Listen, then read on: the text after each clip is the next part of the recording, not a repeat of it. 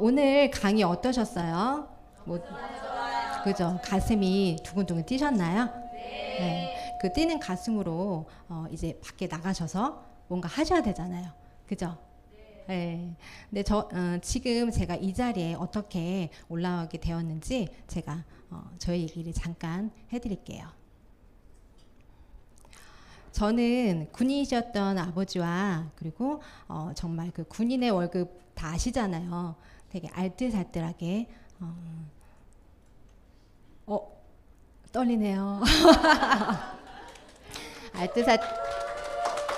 감사합니다. 알뜰살뜰하게 살림을 정말 잘하신 어머님 사이에서 장녀로 태어나게 돼요. 저는 어렸을 때부터 제가 하고 싶은 거는 다 하면서 자랐던 어린 시절을 보내게 됩니다. 어렸을 때 거의 놀이터는 부대였어요. 그래서 군인 아저씨들 아시죠?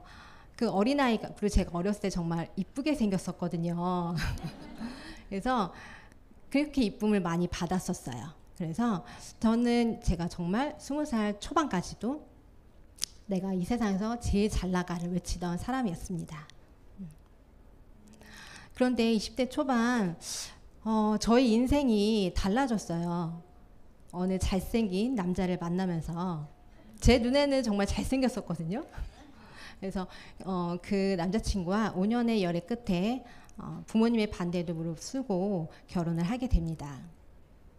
근데 정말 사랑만 있으면 되는 줄 알았던 결혼 생활이 몇 개월 지나다 보니까 지옥이더라고요.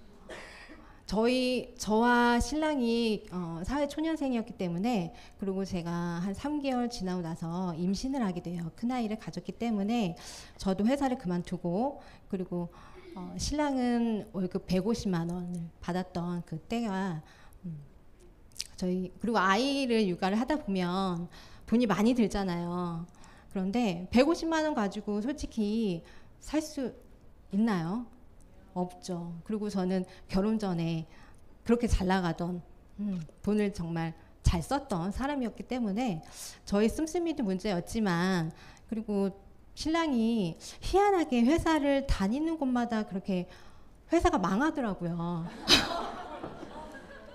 그래서 몇 개월 다니고 급여를 또 안 갖고 와요. 그 150만 원 마저도. 그리고 그런 생활들이 1년에 거의 반 이상은 됐었던 것 같아요. 근데 지금 와서 신랑한테 얘기를 하더라도 신랑은 이해를 못해요. 그래도 그 알뜰살뜰하게 살았으면 됐을 걸. 빚이 정말 점점 눈덩이처럼 불어나더라고요. 근데 신랑은 돈 한 푼 어디에서 빌려오는 사람이 아니었어요. 자기는 못한다고 허세가 좀 있었던 사람이었기 때문에. 그래서 저는 친정 식구들한테 돈을 빌리기 시작했고, 그리고 친구들한테도 돌려가면서 그렇게 돈을 빌리는 생활을 몇 년 동안 했었어요. 네. 그러면은 빚이 정말 많았는데 그걸로 인해서 신랑은 매일같이, 한 달이면은 거의 매일같이 싸웠던 것 같아요. 그래서 근데 아이들은 어려가지고 어떻게 회사를 다닐 수 없잖아요. 그러다가 제가 점점 이제 우울증으로 점점 저를 잃어가고 있는 하루하루를 보내게 됩니다. 그래서 근데 도저히 안 되겠다 싶어가지고 회사 근처에 사무실을 알아봐요. 근데 30대 초반이어서 그러는지 다행히 구하는 데가 있더라고요. 그래서 회사에 취직을 합니다. 한 몇 년 동안은 되게 재밌게 잘 다녔던 것 같아요. 열심히. 그리고 월급이 그렇게 많지는 않았어요. 하지만 그래도 뭐 이 정도면은 좀 가정에 도움이 되겠다 싶어서 한 4년, 5년 정도 열심히 다녔습니다. 그러던 중에 큰아이가 학교를 가면서 방학에 돌봄을 안 하겠다라는 갑자기 공문이 내려와요. 뭔가 봤더니 이제 학교 공사를 하겠다고, 한 달 동안 문을 닫는다고. 그래서 제가 회사에 양해를 구하고자 말을 했어요. 말을 했는데 사장님이, 저는 양해를 그래 좀 일찍 단축으로 좀 다녀라 이렇게 얘기하실 줄 알았는데 새로운 직원을 뽑으시더라고요. 그래서 어쩔 수 없이 회사를 그만두게 됩니다. 그래서 제가 알아본 또 두 번째 회사를 알아보게 되는데요. 시간이 자유로운 곳을 찾아야 되잖아요. 아이를 케어를 해야 되기 때문에. 그래서 개인적으로 여기 영업하시는 분들도 계시겠지만 제 개인적으로 좀 영업을 조금 싫었어요. 저한테 뭔가 맞지 않은 일 같았지만 시간적인 그런 매력적으로, 그러니까 매력이 있었기 때문에 보험회사에 입사를 하게 됩니다. 근데 면접을 볼 때 그 면접관이 그러시는 거예요. 이거는 영업이 아니에요. 기존 고객들 관리하면 돼요. 그 소리에 갔는데 정말 기존 고객들 관리를 해주는 거더라고요. 그리고 그동안 해보지 않았던 일이었기 때문에 재밌었기도 했고, 그리고 사람들 알아가는 거, 그리고 제가 공부를 그렇게 좋아하는 사람은 아니었지만 그래도 아침마다 그렇게 미팅을 하면서 알아가는 재미로 이제 회사를 열심히 다녔습니다. 근데 어느 순간 개인 영업 실적을 공개를 하면서 지점장님이 면담을 이렇게 요청을 하시더라고요. 이제 실적을 채워와라, 그런 내용이었던 것 같아요. 한 달이면은 보통 영업하시는 분들 되게 바쁘실 거예요. 근데 저는 저의 기준으로 한 달에 딱 지정을 해놔요. 200만 원이 적정선이었어요. 그 이상 더 벌지도 않겠다. 그래서 매번 그 200만 원으로 200만 원의 그 실적을 맞추기 위해서 매달 그렇게 계산을 하는 습관이 생겼어요. 근데 제가 어느 순간 그 마감 스트레스로 너무 잠을 못 자는 거예요. 지금 생각해 보면 되게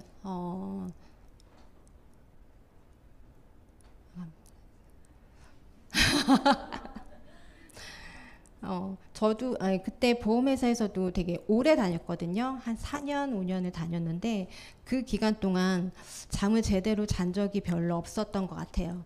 지금도 보험회사 다녔던 친구분들도 아시는 언니들도 있고, 그리고 파트너 분들 중에도 있어요. 근데 최근에 들어서 제가 말씀을 드렸어요. 사실 나 그때 정말 잠 못 잤었다고. 근데 그 얘기를 되게 놀라시더라고요. 그런 줄 몰랐다고. 근데 저도 이렇게 막 저의 속마음을 누군가한테 얘기하는 성격이 아니라서 그런가 그냥 혼자 삭히는 성격이거든요. 그래서 그렇게 마감 스트레스로 힘들게 나날들을 보내고 있었는데, 그때쯤 저희 초등학교 때 친구가 한참 통화를 많이 했었어요. 근데 그 친구가 하는 말이 그 친구와 같이 통화를 하면서 그런 얘기를 많이 했어요. 우리는 언제쯤 돈을 많이 벌 수 있을까? 어떻게 하면 더 잘 살 수 있을까? 그런 얘기들을 많이 했었던 때가 있었는데요.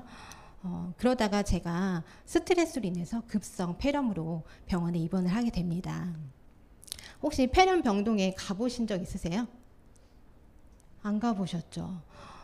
저는 평소에 감기 한 번 걸리지 않았었던 사람이었기에 병원을 잘 안 친하거든요. 잘 안 가는데 급성으로 왔기 때문에 대학병원으로 바로 응급실로 이제 갔는데 폐렴병동에는 밤에 사람들이 잠을 자지 않아요. 24시간 동안 돌아가면서 가래를 빼시느냐고 옆에 있는 분들도 잠을 못 자요. 그리고 희한하게 다른 병동과 다르게 그 병원 냄새와 그 가래 냄새가 섞여서 저는 그 병원에 있는 동안 병을 더 얻어올 것 같은 그런 느낌에 더 있으라는 의사 선생님 말을 무시하고 계속 사정을 했어요. 선생님 저 집에 가서 요양하면 안 돼요? 그리고 태어나고 왔을 때 저는 제가 이렇게 살이 하얘서 그러는지 어쩐지 모르겠는데 그 링거 꼽을 때 그거를 못 찾으시더라고요. 그래서 태어나고 목욕탕을 갔는데 거기 이제 그 때 미시는 아주머니께서 저를 보면서 아니 온몸에 이렇게 다 피멍이 들었어요. 정말 바늘을 안 꼽은 데가 없었거든요. 그래서 다시 한번 진짜 병원을 다시는 안 가겠다라고 다짐을 하면서 그런 얘기 이제 나오면서 제가 다짐했던 게 있어요. 이제 건강을 좀 챙겨야 되겠구나. 그래서 알아본 게 유산균을 알아보기 시작합니다. 어디서 얘기를 들었는지 몰라도 유산균을 먹어야 될 것 같더라고요.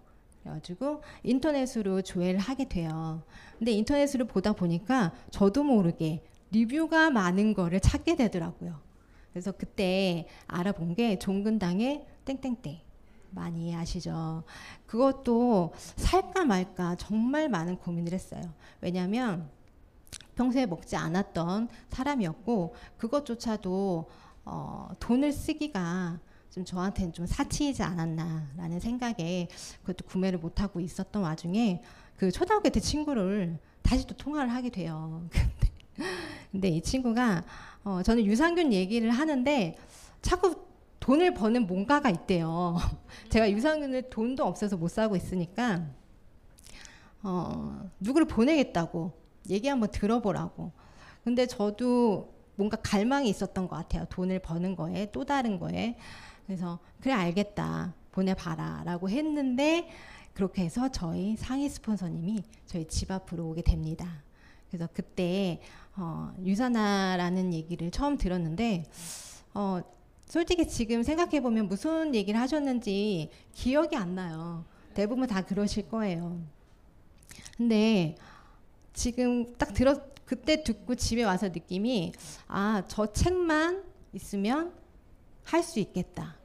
공부를 굳이 하지 않아도 저 책에 있는 그래프만 보여줘도 할 수 있겠구나. 쉬운데? 나도 할 수 있겠는데? 그리고 내 친구가 하니까 해야 되겠다. 평소에 지금 생각해보면 그 친구한테 신뢰감이 참 되게 두텁게 쌓아져 있었던 것 같습니다. 근데 제가 그때는 보험회사에 아직 일을 하고 있었기 때문에 파워풀하게 뭔가 하진 않았어요. 그런데 소소하게 제품력을 보기 시작하면서 누군가한테 전달 되다 보니 팀이 이루어지는 경험을 하게 됩니다. 근데 제가 어느 날 셋째를 임신을 하게 돼요. 그래서 정말 제 생에 셋째는 없을 줄 알았는데 갑자기 임신이 돼가지고 어떻게 할까 하다가 솔직히 파트너분들 눈치가 보이긴 했어요. 어떻게 해야 되지? 제가 도와드려야 되는데 이거는 후원을 해줘야 되는 일이고 같이 해야 되는 일인데 내가 빠지면 어떡하지? 근데 저희 스폰서님이 아까 그 말씀드렸던 그 친구 스폰서님이 걱정하지 마. 내가 도와줄게. 그래서 저는 입덧과 출산으로 집에서 요양을 하게 됩니다. 요양을 하다가 도저히 안 되겠다 싶어서 제가 친구들한테 죄송해요. 제 파트너분들한테 어떻게 후원을 해주면 좋을지 생각을 하다가 뭐 저희 파트너분들은 스폰서님들하고 같이 소통을 하면서 뭐 팀워크 사업은 계속 이어나가긴 했는데 정작 제가 빠지니까 그래도 뭔가 좀 비어있는 부분이 있잖아요. 그래서 어떻게 할까 하다가 지금 내가 성장을 해야 되는 타이밍인가? 라는 생각이 문득 들기 시작합니다. 그리고 파트너분들한테도 미안하기도 하고 고맙기도 하고 그럼 어떻게 보답을 해야 되지? 그래서 저의 셋째 8개월 때 어린이집에 맡기고 바로 골드를 도전을 해서 21년 11월에 골드 디렉터로 승급을 하게 됩니다. 드디어 리더스 클럽에 입성이 됐죠. 그래서 제가 근데 지금 생각해보면 골드가 끝이 아니잖아요. 저는 근데 처음 목표가 골드였는데 골드가 되다 보니까 골드가 시작이래요. 그래서 그런가 그 스폰서님하고 이렇게 소통을 하다 보니까 제가 모르는 게 정말 많더라고요. 그런데 파트너분들한테도 너무나 미안했어요. 그만큼 제가 몰랐기 때문에 전달이 안 됐던 거죠. 그렇게 하다 보니 제가 잘했던 거, 좀 부족했던 거, 잘했던 거가 명확해지더라고요. 어느 순간. 이거를 제가 지금 얘기를 하는 거를 들으시면 이것만 안 하시면 돼요. 뭐냐면 저는 파트너분들하고 정말 많은 소통을 했어요. 무슨 소통이냐면 감정적으로. 제가 그렇게 속이 좁은 사람인 줄 몰랐어요. 저는 되게 배포가 크고 착하고 막 긍정적이고 막 이런 사람인 줄 알았는데 파트너들한테는 정말 스폰서 노릇을 했었던 것 같아요. 그리고 감정적으로 그리고 스폰서님하고의 소통이 거의 안 됐었어요. 왜 그랬냐면 친구였잖아요. 스폰서님은 계속 승승장구를 잘 하고 계셨는데 제가 지금 생각해보면 질투도 약간 있었던 것 같아요. 그리고 나는 처음에 보험회사하고 좀 비슷하다라는 생각이 밑에 조금 깔려 있었던 것 같아요. 그래서 뭔가 시스템에서 얘기를 하면은 나 저거 아는데 많이 들어봤는데 나 저거 알아. 나 내 맘대로 할 거야. 이런 마음으로 잘못된 복제가 되고 있었습니다. 그리고 부업자 마인드가 있었어요. 제가 보험회사에서도 200만 원이 그 경계였잖아요. 근데 이 시스템도 마인드 자체도 나는 여기까지만 하면 돼. 더 나아가질 않는 거예요. 그리고 간헐적으로 시스템을 탔어요. 그냥 나 이거는 시간 되니까 나 이거 가야지. 그럼 나 저거는 나 안 가고 싶은데. 그렇게 시스템 참여를 했다가 안 했다가 정말 잘못된 거죠. 그리고 저의 오름이 정말 셌어요. 누가 뭐라고 얘기해도 내 말이 맞아. 이게 처음에는 자기애가 높고 자존감이 높다라고 생각을 했는데 가만히 생각해 보면 자존감이 낮은 사람이었던 거죠. 그래서 어느 순간 스폰서님들을 보면서 그러니까 저와 다르게 빠르게 성장하는 스폰서님들을 보면서 제가 바꾸기 시작합니다. 파트너들하고 감정적인 소통에서 스폰서님들과 무조건적인 소통을 하게 돼요. 스폰서님 뭐 전화해서 뭐 진짜 소소한 얘기 그런 얘기조차도 다 그냥 소통을 했어요. 그리고 지금 화면에 보면 저희 집은 뭐 버킷리스트를 1월 1일에 항상 냉장고에 붙여놔요. 근데 유사나를 만나면서 그 버킷리스트 옆에 목표를 적는 습관이 생겼어요. 그래서 근데 되게 신기한 게 뭔지 아세요? 그 옛말에 그 말이 씨가 된다라는 말이 있잖아요. 그 말이 정말 100% 맞는 것 같아요. 내가 된다라고 하면 진짜로 되고요. 내가 안 된다라고 하면은 안 되는 게 맞아요. 그리고 정말 신기한 건 그 다음에 보면 저 100%는 다 아니지만 50%는 달성이 꼭 돼 있더라고요. 그래서 지금 저 위에 보면 트리뷰거든요. 트리뷰 밑에 저의 명단, 가방 명단을 적어 놨는데 저 명단 지금 저희 사업자 파트너 분들도 있고요. 100% 소비자 분들이 다 있습니다. 이것도 스폰서님들이 알려주신 거예요. 그러니까 스폰서님들이 하라는 대로 하시면 되고요. 그리고 시스템은 무조건 옳습니다. 간헐적으로 가시는 게 아니라요.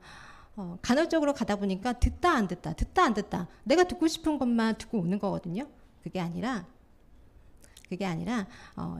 꾸준히 가서 내가 잘못된 거, 잘하고 있는 거, 잘못하는 거 다 보고 내가 스스로 바꾸는 그런 여러분들이 되시면 분명히 성장하실 겁니다. 그리고 저는 이렇게 앞에 나와서 얘기하는 거, 특히 제 얘기하는 거 정말 힘들거든요. 이거는 제가 장녀라고, 그러니까 원래 큰딸들은 그렇지 않나요? 뭐 혼자 삭히는 거. 저는 좀 그게 강해요. 그래서 누군가한테 제 얘기하는 거, 그리고 이렇게 앞에 나와서 얼굴 들이대고 이렇게 얘기하는 거 정말 힘든데 이것 또한 저는 용기를 냈다라고 생각을 해요. 이것 또한 결단인 거죠. 유산화로 저의 삶은 바뀌었어요. 아까 전에 말씀드렸다시피 제 생에 저와 신랑은 1년에 한 2-3번 정도 리셋을 해요. 근데 제가 솔직히 영양제를 잘 못 먹는 사람이거든요. 그러니까 약 자체를 잘 못 먹어요. 목구멍도 좀 작고 그리고 병원을 원래 가지 않았던 사람이었기 때문에 잘 못 먹는데 그래도 돈을 벌기 위해서 유산화를 만났잖아요. 건강해져야 되잖아요. 그래서 처음 알약을 반쪽으로 시작을 해서 하나씩, 지금은 2알, 3알 정도 이렇게 먹고 있어요. 저희 셋째 누뚱이, 큰애는 저희 고등학생이에요. 근데 네, 지금 화목하게 정말 잘 살고 있습니다. 그리고 제일 크게 바뀐 거, 처음 2,500만 원으로 신혼 살림을 시작을 했는데요. 빌라에서 시작을 했거든요. 근데 중간에 정말 결혼 지옥을 살았을 때가 아파트 월세를 살았을 때거든요. 근데 몇 년 전에 저희 집을 구매를 하게 됩니다. 저는 이게 유산화 덕분이라고 생각을 해요. 그리고요, 이제는 돈을 빌리지 않아요. 최근에도 돈을 빌려줬습니다. 그런 삶으로 바뀌었고요. 그리고 지금 저희 리마인드 웨딩 때나 입을 법한 드레스를 정말 많이 입었어요. 보니까 너무너무 이쁘죠. 저는 제가 이렇게 이쁜 사람인 줄 최근에 이제 다시 한번 알게 됐어요. 까먹고 있다가 원래 이뻤는데. 그리고 유산화 가족이에요. 저희 스폰서님들, 파트너분들, 그리고 형제 리더님들, 제가 뭘 하든 응원해주고, 그리고 너무 벅차게 응원해주고, 환호해주고, 격려해주고, 아마 죽을 때까지도 유산화 가족들 옆에 항상 있을 것 같아요. 네, 너무 좋아요. 그리고 저희 유산화를 알게 해준 친구 스폰서님이신데, 저희 신랑이 가끔 그런 얘기해요. 처음에는 이 친구를 아우 왜 만나가지고 이런 일 했거든요. 근데 이제는 야 미성애도 고맙다고 해. 네, 그렇게 바뀌어가고 있어요. 정말 유산화 아니었으면 어쩔 뻔했어요. 저 지금까지도 돈을 빌리고 있었을 수도 있어요. 성공자들은 똑같은 얘기를 합니다. 우리가 학교에 가서 보면 똑같은 선생님이 똑같은 수업을 하죠. 그런데 결과물은 다 달라요. 내가 정말 나를 내려놓고 나와 다름을 인정을 하고 성공자의 얘기를 경청을 하면 정말 지금보다 더 나은 삶으로 삶을 사실 거예요. 잊지 마세요. 모든 것의 시작은 나 자신입니다. 사람은 변하지 않잖아요. 그리고 누가 뭐 변하게 해주는 거 아니잖아요. 스스로는 바꿀 수가 있어요. 그런데 내가 조금 더 멋진 사람이 되면 누군가한테 그게 또 비전이 되어서 멋진 사람으로 성장을 시켜주실 수 있으실 겁니다. 오늘 저희 얘기 잘 들어주셔서 감사하고요. 여러분의 올해 한 해 여러분들의 해가 되시길 제가 진심으로 응원 드릴게요. 감사합니다.